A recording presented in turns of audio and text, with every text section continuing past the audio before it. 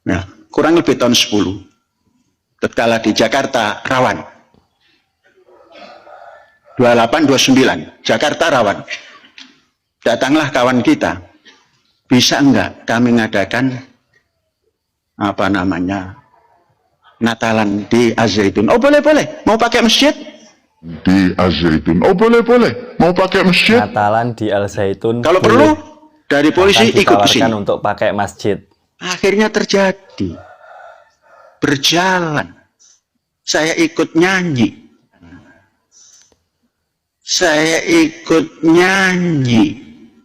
Perayaan Natal diperbolehkan di Pondok Al-Zaitun. Bahkan pimpinan pondoknya yaitu Bapak Panji Gumilang ikut menyanyi ketika Natalan. Sudah jelas Pondok Pesantren Al-Zaitun menyebarkan pemahaman yang nyeleneh. Tapi kenapa kok sulit sekali untuk dibubarkan? Kenapa kok Bapak Panji Gumilang tetap bebas, tidak ditangkap?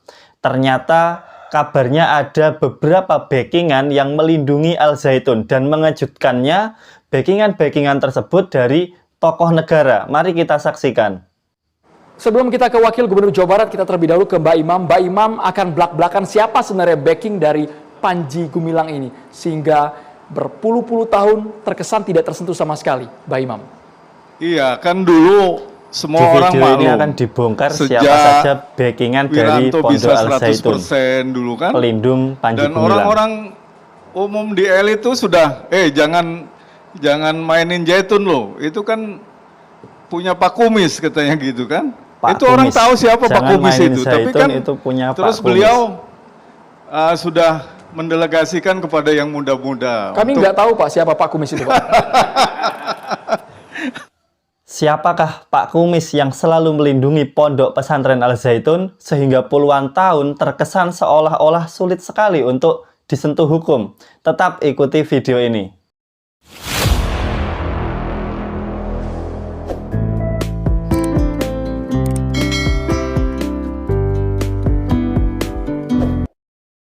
Bismillahirrahmanirrahim. Assalamualaikum warahmatullahi wabarakatuh. Alhamdulillah, jumpa lagi bersama kami sahabat kreatif ngaji. Kali ini kita akan saksikan bersama dua buah video yang sangat mengejutkan. Yang pertama adalah video tentang Bapak Panji Gumilang yang memperbolehkan perayaan Natal di Pondok Pesantren Al-Zaitun. Bahkan dalam video tersebut beliau menawarkan untuk memakai masjid untuk perayaan Natal. Lalu video yang kedua kami ambil dari TV One, berisi tentang siapa saja backingan yang melindungi Pondok Pesantren Al-Zaitun. Sebelum itu, silahkan sahabat semua cek kolom deskripsi karena di sana ada beberapa info menarik. Lalu yang baru bergabung di channel ini, silahkan tekan tombol subscribe-nya dan nyalakan lonceng notifikasinya. Insya Allah saat kami upload video baru akan menjadi pemberitahuan untuk kita semua. Baik, langsung saja tidak perlu lama-lama, kita saksikan video yang pertama. Nah, kurang lebih tahun 10. Tatkala di Jakarta rawan. 28-29, Jakarta rawan. Datanglah kawan kita. Bisa enggak kami ngadakan Natalan di Az-Zaitun? Oh, boleh. Mau pakai masjid? Kaget. Ditawarkan enggak. Nanti jam 11 kami sudah harus keluar. Ini yang bisa agak lama. Oh, ada tempat. Nanti dulu saya mau ngasih tahu Polres. Kami sampaikan pada Polres. Polres datang. Jangan rawan ini. Tuh, bukan yang melarang. Rawan Rawan bagaimana? Jakarta begini. Sudah. Taruhannya Panji Gumilang. Ada jarum jatuh saja yang sifatnya negatif, tangkap Panji Gumilang. Kalau perlu, dari polisi ikut ke sini. Akhirnya terjadi. Berjalan. Saya ikut nyanyi. Kok ikut nyanyi? Saya katanya. Saya nyanyi tidak harus menjadi Nasrani.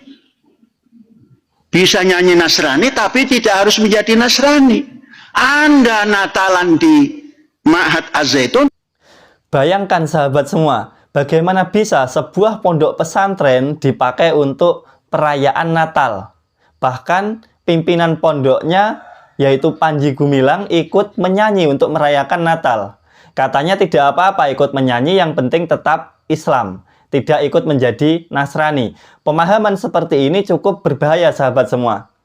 Kita umat muslim memiliki hari raya sendiri seperti hari raya Idul Fitri dan Idul Adha. Di dalam perayaan tersebut terdapat ibadah, yaitu pelaksanaan sholat Id. Kami tidak tahu apakah di dalam perayaan Natal juga terdapat pelaksanaan ibadah atau tidak. Jika di dalam perayaan Natal ternyata terdapat nyanyian yang mana nyanyian tersebut adalah bentuk ibadah, bentuk pemujaan terhadap Yesus, maka hukumnya dilarang kita ikut menyanyi. Masalah ibadah tidak boleh dicampur-campur. Kalau misalkan masalah berbisnis, silahkan. Sebagai contoh, katakan ada orang Islam punya karyawan orang Kristen, atau sebaliknya, orang Kristen punya karyawan orang Islam. Kemudian mereka saling membantu, saling bekerja sama dalam urusan bisnis, itu masih boleh-boleh saja, silahkan. Tapi kalau sampai mengikuti cara ibadahnya, orang Islam mengikuti cara beribadah orang Kristen ataupun sebaliknya, itu udah lain cerita. Jadi toleransi beragama itu ada batasannya, hanya untuk urusan duniawi. Selain urusan ibadah, kita masih diperbolehkan untuk bekerja sama. Misalnya bekerja sama saat bersih-bersih desa. Di dalam desa ada Kristen, ada Muslim, kerjasama bersih-bersih desa, silahkan. Kerjasama dalam berdagang, silahkan. Tapi kalau ikut beribadah bersama dengan orang Nasrani, orang Muslim, kemudian bersama-sama menyembah Tuhan yang berbeda, maka itu jangan sampai orang Islam masuk ke gereja untuk ikut bernyanyi dan menyembah Yesus. Jangan sampai orang Islam ikut menyanyi saat Natalan, tujuannya untuk memuja Yesus. Itu nanti bisa masuknya ke syirik, karena beribadah kepada selain Allah. Kita telah menyekutukan Allah Subhanahu wa Ta'ala. Na'udzubillah. Sahabat semua, sudah banyak terkuak di media sosial tentang kesesatan dari Syekh Panji Gumilang, pimpinan Pondok Pesantren Al Zaitun. Tapi kenapa pemerintah seolah-olah lambat sekali dalam menangani kasus Pondok Pesantren Al Zaitun ini? Baik, langsung saja kita lanjutkan ke video yang kedua. Siapa saja backingan yang melindungi Pondok Pesantren Al Zaitun? Mari kita saksikan bersama-sama. Sebelum kita ke Wakil Gubernur Jawa Barat, kita terlebih dahulu ke Mbak Imam. Mbak Imam akan belak-belakan siapa sebenarnya backing dari Panji Gumilang ini, sehingga berpuluh-puluh tahun terkesan tidak tersentuh sama sekali, Mbak Imam. Iya, kan dulu semua orang maklum. Sejak Wiranto bisa 100% dulu kan. Dan orang-orang umum di elit itu sudah, jangan mainin Zaitun loh. Itu kan punya Pak Kumis katanya gitu kan. Jangan mainin itu orang Zaitun tahu loh, siapa itu Pak punya Kumis Pak itu. Kumis. Tapi kan terus beliau sudah mendelegasikan kepada yang muda-muda. Kami nggak tahu Pak siapa Pak Kumis itu Pak. Siapa kira-kira Pak Kumis ini? Kalau nggak tahu Pak Kumis tanyalah. Jadi siapa yang dulu dekat dengan beliau, mbahnya intelijen di Indonesia gitu aja, gitu kan? Apa saya suruh terus terang lagi siapa Pak Kumis itu kan gitu? Pasti Anda kan tahu. Ternyata di balik Pondok Pesantren Al Zaitun ada Pak Kumis. Siapa kira-kira Pak Kumis ini? Pastinya Pak Kumis memiliki kekuasaan ataupun memiliki jabatan yang sangat luar biasa sehingga mampu untuk melindungi Pondok Pesantren Al Zaitun selama puluhan tahun. Bahkan Pak Imam pun tidak berani untuk menyebutkan siapa sebenarnya Pak Kumis. Hanya berani menyebutkan ciri-cirinya saja. Mari kita lanjutkan videonya. Nah sekarang itu yang sangat dekat sekali dan punya posisi yang sangat menentukan di pemerintahan ini, yaitu seorang kepala staf kepresidenan, Pak Muldoko. Pak Muldoko, beliau menyatakan Pak Muldoko sangat dekat sekali dengan Pondok Pesantren Al Zaitun. Subhanallah, apakah kira-kira Pak Muldoko menjadi backing dari Pondok Pesantren Al Zaitun? Baik, agar tidak penasaran kita lanjutkan ke video berikutnya. Yang saya sendiri prihatin kok kemarin masih membangga-banggakan dan sebagainya. Ini Pak Muldoko ini bagaimana gitu kan? Nah, bahkan saya dapat informasi Pak Muldoko ini yang membuka akses. Yang membuka kapan akses. Pak Panji perlu bantuan ke Polres, ke Polda, ke Mabes Polri, itu tinggal telepon saja. Ini bukan tuduhan semata ya, sudah bukti-bukti kan Pak Imam? Iya, ini sudah terbukti. Sudah Kemarin aja terbukti. kan. Padahal yang dari masyarakat itu yang rencana 3.000 ternyata hanya ratusan aja kan. Itu istilah teman-teman itu masyarakat bilang biarin kita pemanasan dulu lah.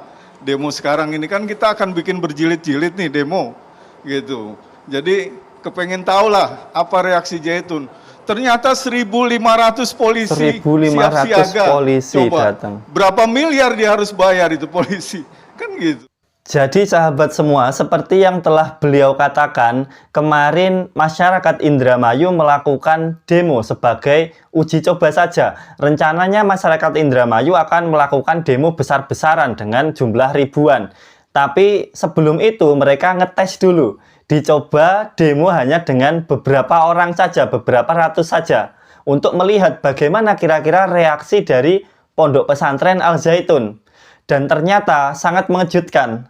Ketika itu datanglah 1.500 polisi. Dan seperti yang beliau katakan, kira-kira berapa miliar uang yang dikeluarkan untuk mendatangkan 1.500 personel polisi. Subhanallah. Kita lanjutkan videonya.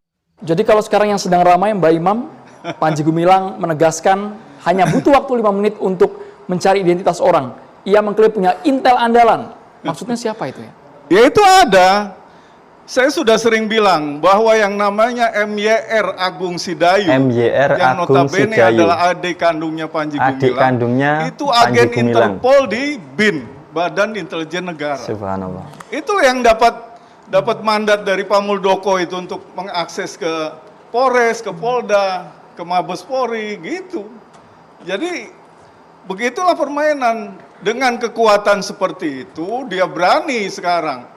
Mau ngomong apapun, dia yakin nggak ditangkap.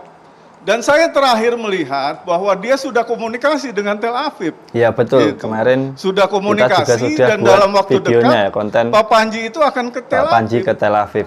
Kenapa Benar ini. masalah ini terjadi? Karena Al-Zaitun sekarang sedang kesulitan. Sahabat semua, setelah melihat video tadi, kita bisa mengambil kesimpulan ternyata ada orang kuat di dalam pemerintahan kita yang membacking, melindungi Pondok Pesantren Al Zaitun, membacking Bapak Panji Gumilang. Dalam video tadi disebutkan yang pertama ada Bapak Kumis yang membackingnya. Di sini masih menjadi misteri siapakah Bapak Kumis yang beliau maksudkan. Mungkin ada dari sahabat semua yang tahu, silahkan bantu tuliskan di kolom komentar.